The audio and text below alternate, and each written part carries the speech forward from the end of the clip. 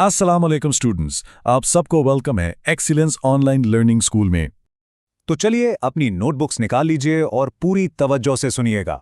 आज हम जमात 12वीं की किताब सरमाया उर्दू से सबक नंबर 9 पढ़ने जा रहे हैं, जिसका उन्वान है मौलाना जफर अली खान, और इसे तहरीर किया है चिराग हसन हसरत ने।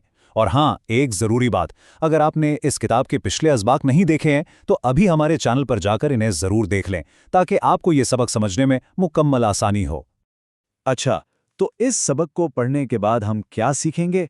सबसे पहले तो हम खाका निगारी के फ़न को समझेंगे कि किसी शख्सियत की तस्वीर अल्फाज में कैसे खींची जाती है। फिर हम मौलाना ज़फ़र अली ख़ान जैसी हमजात शख्सियत के मुख्तलिफ पहलुओं का मुताला करेंगे, और आखिर में चिराग हसन हसरत के लिखने के अंदाज़ यानी उनकी ज़राफ़त और शगुफ्ता बयानी का लुत्फ़ उठाएंगे। तो आइए देखते हैं कि आज हम इस सफ़र को कैसे तय करेंगे।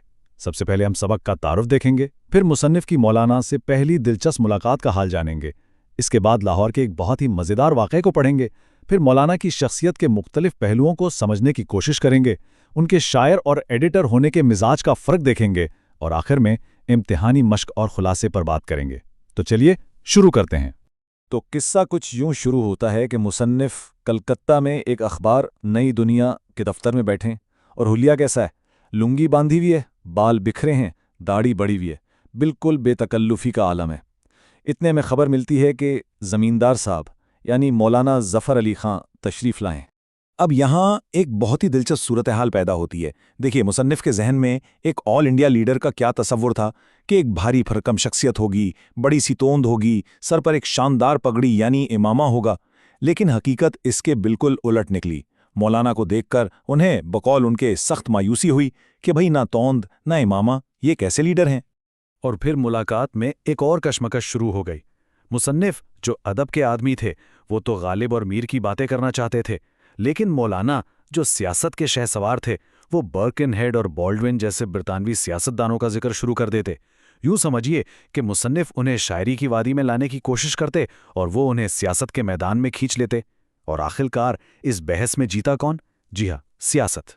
पहली मुलाकात की ये कशमकश तो अपनी जगह, लेकिन मौलाना की तौन ना होने का जो राज था ना, वो मुसन्निफ़ पर लाहौर में ज़मींदार अखबार के दफ्तर में जाकर खुला।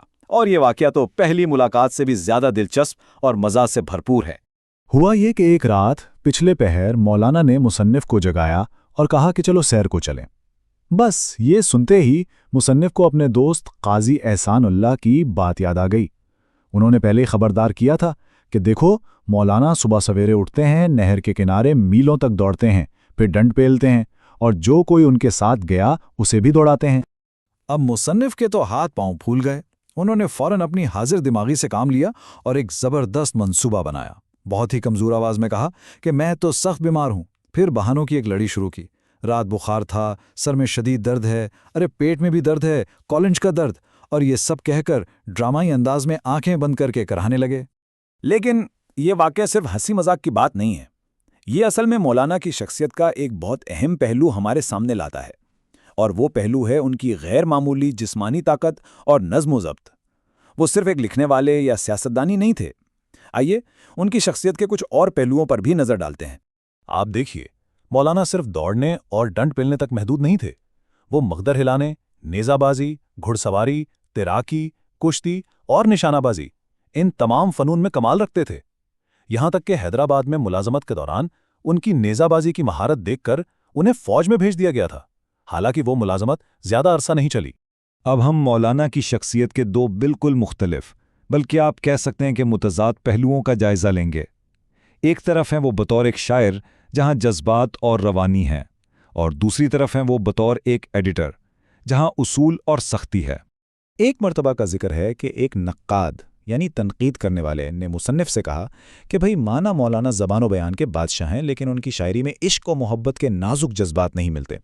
अब मुसन्निफ़ ने इसका जवाब सीधा सीधा नहीं दिया, बल्कि एक बहुत ही खूबसूरत अंदाज़ अपनाया। मुसन्निफ़ ने बड़ी होशियारी से बात का रुख मोड़ा और एक छोटी सी शेरी महफिल सजा दी। पहले कुछ फ़ारसी के अशार पढ़े ताकि एक माहौल बन जाए।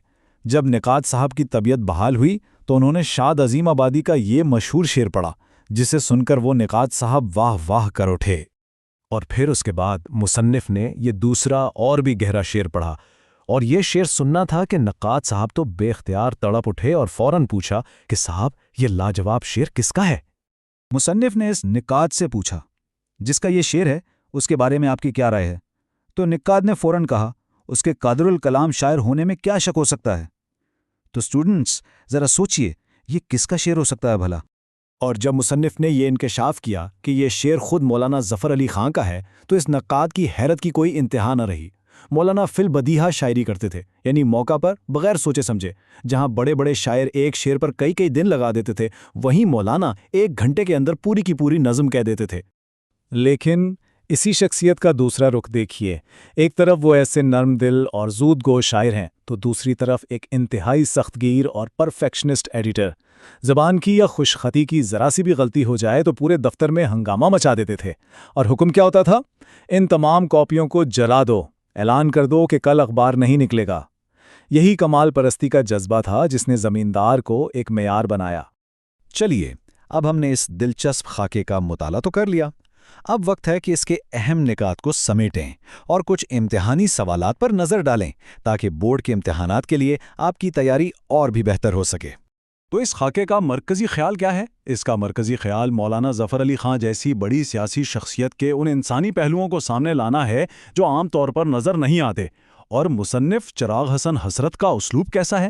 انہوں نے ظرافت، شگفتہ بیانی اور چھوٹے چھوٹے واقعات کے ذریعے ایک ایسی تصویر بنائی ہے جو پڑھنے والے کو اپنے ساتھ باندھے رکھتی ہے۔ آئیے پہلا امتحانی سوال دیکھتے ہیں جو تجزیاتی نوعیت کا ہے۔ مصنف نے مولانا ظفر علی خان کی شخصیت کو مزاحیہ انداز میں کیسے پیش کیا ہے؟ سبق سے مثالیں دے کر واضح کریں۔ اس کا جواب لکھتے ہوئے آپ پہلی ملاقات کا واقعہ اور لاہور میں بیماری کا بہانہ بنانے والا واقعہ تفصیل سے بیان کریں گے اور بتائیں گے کہ ان واقعات سے مزاح کیسے پیدا ہوتا ہے۔ دوسرا سوال تصوراتی ہے۔ سبق کی روشنی میں مولانا ظفر علی خان کی ہمہ جہت شخصیت کے نمایاں پہلو بیان کریں۔ اس کے جواب میں آپ ان کے 3 بڑے پہلوؤں پر بات کریں گے، ان کی جسمانی مہارتیں، ان کا شاعرانہ کمال اور ان کا سخت گیر مدیرانہ مزاج، اور ان کے تضادات کو بھی واضح کریں گے۔ اور تیسرا سوال ہے سیاق و سواق کے حوالے سے تشریح کا۔ انہیں دیکھ کر سخت مایوسی ہوئی کہ توند، نا امامہ، آخر یہ کیسے مولانا اور کیسے لیڈر ہیں؟ اس کی تشریح کرتے ہوئے یاد رکھیے آپ نے 3 حصے لکھنے ہیں۔ پہلا حوالہ، جس میں سبق کا عنوان اور مصنف کا نام ہوگا۔ دوسرا سیاق و سباق، جس میں آپ بتائیں گے کہ یہ جملہ پہلی ملاقات کے واقعے سے لیا گیا ہے۔ اور تیسرا تشریح، جس میں آپ اس جملے کی وضاحت کریں گے۔ تو سٹوڈنٹس، اب آپ کی باری ہے۔ اس سبق کے نکات کو اپنی تحریر میں ڈھالنے کی کوشش کریں تاکہ امتحانی تیاری بہتر ہو سکے۔